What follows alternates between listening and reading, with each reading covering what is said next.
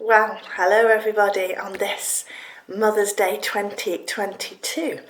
Mothering Sunday, some people know this as, and that is an old-fashioned term maybe, and it referred back to the idea that people in the early church, but also in previous decades would go back to their mother church. It was the idea of the people being in service would have some time off and go back and go back to the church of their family, so that the mother church.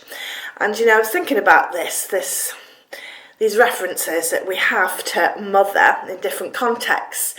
And Anglesey in this morn is known, isn't it, as Morn Mam Cymru. And again, that is celebrating the fact that at one time Anglesey used to feed all of Wales, I think, from the fertile land, the fertile soil of Anglesey. And again, referring to that very nurturing female sort of attribute. Thirdly, I was drawn as well to thinking about the bride of Christ, the church being described as the bride of Christ. And so in all of these three metaphors, if you like, something very just core in history, really. It's always been there. The idea that women have had a central part to play. And there's much talk, isn't there, currently about gender and misogyny, and some would say Christianity is unwelcoming, even hostile towards women, and always has been. So, two things today. Okay, the first thing, you'll be very pleased to hear, this talk is not a political comment. And the second thing, it is a talk about the radical acceptance of Jesus. So, contrary to that popular belief that I just described, in fact, a look at early church shows really a very different picture. Compared to the ancient Greco-Roman world, which was in fact very misogynistic, Christianity was countercultural.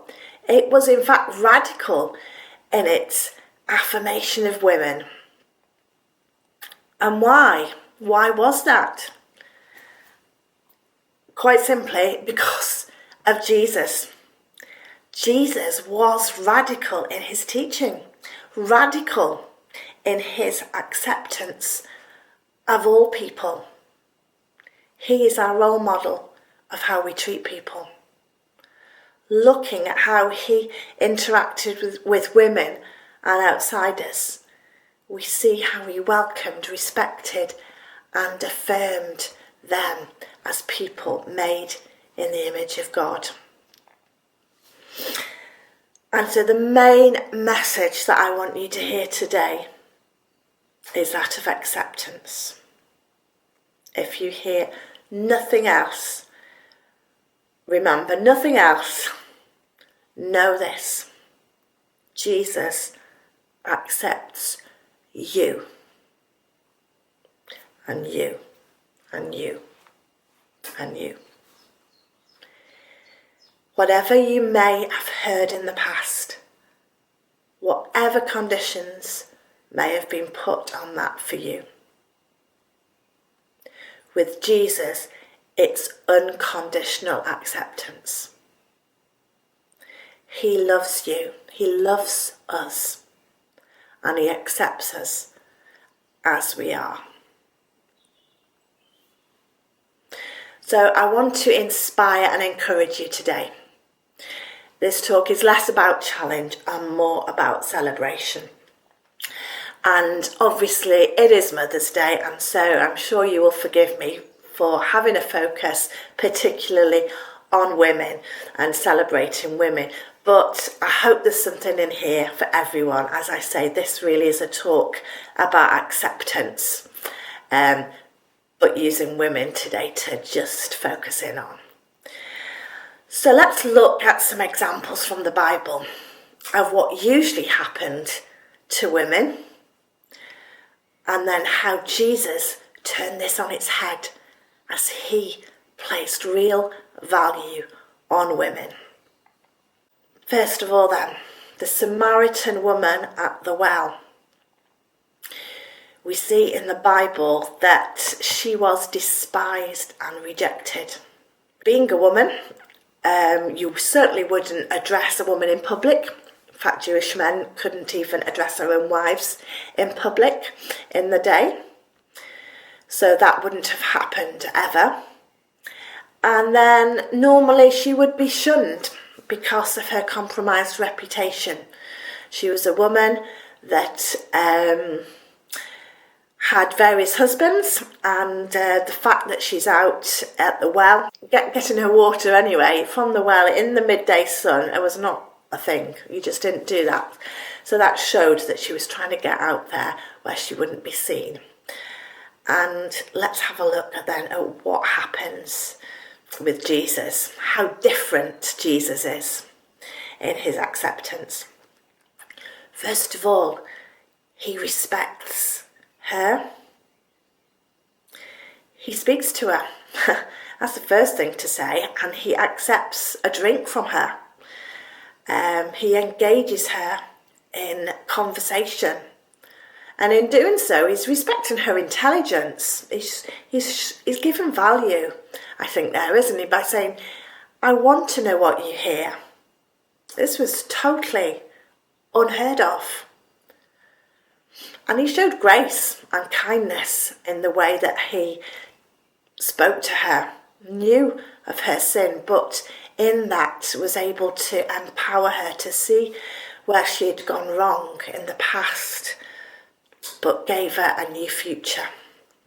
Moving on then to another woman that we get to hear about in the Bible, actually in the middle of another story, in the middle of Jesus' journey, in fact, to Jairus' daughter who's ill and dying, and he's on the way there because he's been asked to come and heal her, but he feels the power go from him. As he's in the crowd, somebody has touched his cloak. And we find out in the story that it is this woman who has been struggling with bleeding, with a hemorrhage for, I think it's 12 years. And so somebody like this would be absolutely seen as unclean, untouchable. She would, because of that, most likely be isolated. And yet, we see the wonderful way in which Jesus came to her. He didn't turn her away, but indeed he welcomed and affirmed her. He calls her daughter. And he heals her. He heals her of the bleeding. And in that he restores her, so she's able to go back into community. She's not isolated anymore. There's a happy ending. So Jesus has changed her life forever in the way he accepts her. Moving on then to the woman caught in adultery. Maybe some of you know this story where the Pharisees are all gathering round and they're saying, oh, she's an adulterer, she should be stoned. And that is the norm. That is what would happen. It was actually true for men as well, caught in adultery, but it seems that the Pharisees overlooked this particular story. But she would be dismissed as worthless. And in fact, I think in this story, it's fairly safe to say that she's been used by the Pharisees. They want to trap Jesus actually by bringing him into this situation and trying to get him to respond in a way that they can say, that is wrong. They're trying to trap Jesus. But Jesus didn't condemn her. He told her firmly and kindly to stop sinning. He didn't condone the sin, but he showed mercy, radical mercy. He led her to freedom. He showed her a faith in God. Freedom for a life in God. So different. Again, her outcome, if you like, was so different after her meeting with Jesus. And then the last example from the Bible. Again, many of you will know about the sisters, Martha and Mary from Bethany. And Mary, in particular, she is the one who sits at Jesus' feet and wants to learn from him. Now, right now, that was a really big no-no. Women were not allowed to study theology. So the fact that Jesus welcomed her, didn't tell her to go away, he welcomed her. He actually said to her sister Martha, who was scurrying around and making him feel welcome and getting food ready. He actually said, Mary has chosen the better thing. So he's really affirming Mary here in her eagerness to learn. And this was so countercultural. She wouldn't have been allowed. Normally, this would really be frowned upon for a woman to sit at a rabbi's feet and learn and talk about faith and theology. And as well, it's the same Mary that sometime later we hear about her coming to Jesus and pouring out this lavish perfume at Jesus' feet. And she's criticised for doing that. You know, what you're doing, wasting this expensive perfume. But what's Jesus' response? He doesn't criticise. No, he defends her choice and actually calls it a beautiful act. These then are just a few of the better known women with whom Jesus interacted in the Gospels. There were countless others, and Jesus treated all of them with kindness and respect, affirming their value and dignity as those made in the image of God. He welcomed them, defended them, freed and empowered them to find their identity as daughters of God, as daughters of the King, and sisters of himself, of Jesus Christ. But not only did Jesus treat women differently than the norm, in fact, Jewish men had a morning prayer, apparently, thanking God that they weren't slaves, Gentiles, or women. Yeah, that's true. He also spoke out, though, on the alien. It seems strange to use that word alien, but we understand it as meaning the stranger or the foreigner in the land. Excuse me. In Matthew 25, verses 37 to 40, we are told that as we welcome the alien, we welcome Christ. And again, there is much talk, isn't there, currently, about immigration and marginalised groups. And this is not a new conversation. It's not just 21st century. Again, we can look to Jesus to see that he was radical in the way that he accepted and loved everyone. He told his early followers to look after the orphans and widows in their distress. James 1:27. He healed the blind beggar who's stranded there, isolated, couldn't go in the temple, rejected by all. He went too to the house of a tax collector, another hated group, rejected in Jewish society. And he got in trouble constantly for welcoming the illegals into the banquet. But the truth is, and I love this, the way Shane Claiborne puts this, we are all illegals in the kingdom. And Jesus got us in. I'm just going to say that again. We are all illegals in the kingdom. And Jesus got us in. I just want to just pause there and let that sink in.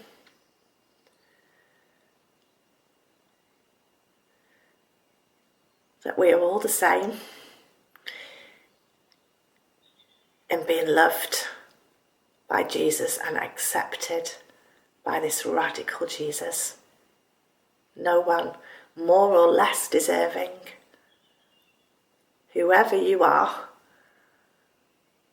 Jesus has got you into this group, this kingdom, by dying for you on the cross.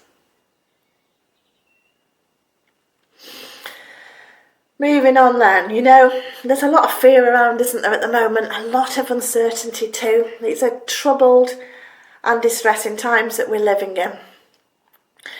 We'd be foolish to not admit that and to not take notice of that.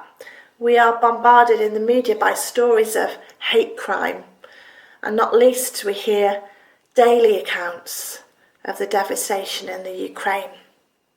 What is the world coming to, you might be asking yourself. I don't have all the answers for you today for those big, big questions, but this much is clear, that you and me, man, woman, young, old, black, white, every conceivable race, we are all outsiders, made insiders by grace. Jesus was and still is radical in his love for everyone. This is the countercultural, utterly compelling truth about Jesus.